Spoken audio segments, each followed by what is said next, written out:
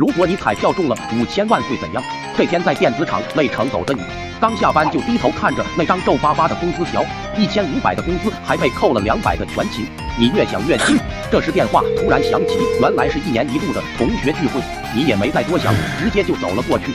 走到一半时，发现一家彩票店，你毫不犹豫的上前买了一张，随即就去参加同学聚会了。刚到酒店，前女友就带着她新交的富二代对你疯狂的挑衅，剩下的几位同学也是对你冷嘲热讽。你叹了口气，走到了一旁的角落，打开电视，正巧现在就是开奖时间。你抬头看着已经出来的3个号，再看看自己的彩票，居然一模一样。此时前女友也走了过来，这时5个号都已经出来了，你直接激动的跳了起来。前女友瞥了一眼，瞬间吃惊，紧接着第6个号已经出来，跟你手上的一模一样。众人瞬间愣住了，有些反应快的同学立马带着微笑走了过来，高声的喊着徐总 YYDS。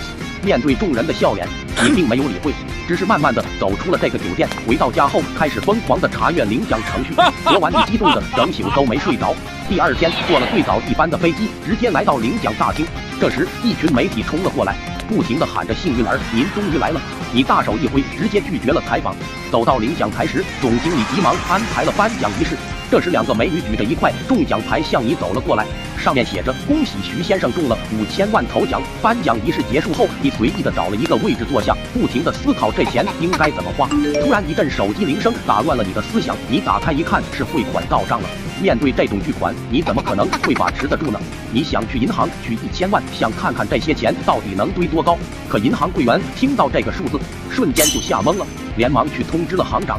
行长得知此事，立马出来亲自迎接，并派了3位美女做你的助理，再加上20位保镖，安全的把你的资金送到了家中。回到家后，你把现金铺满床面，准备好好的睡上一觉，明天再去买辆跑车和别墅。这时你听见前女友在楼下不停的呼喊着：徐总，我错了，我最爱的人是你，希望你能原谅我的过错。听着她的哭声，你并没有一丝怜悯，反而还非常兴奋。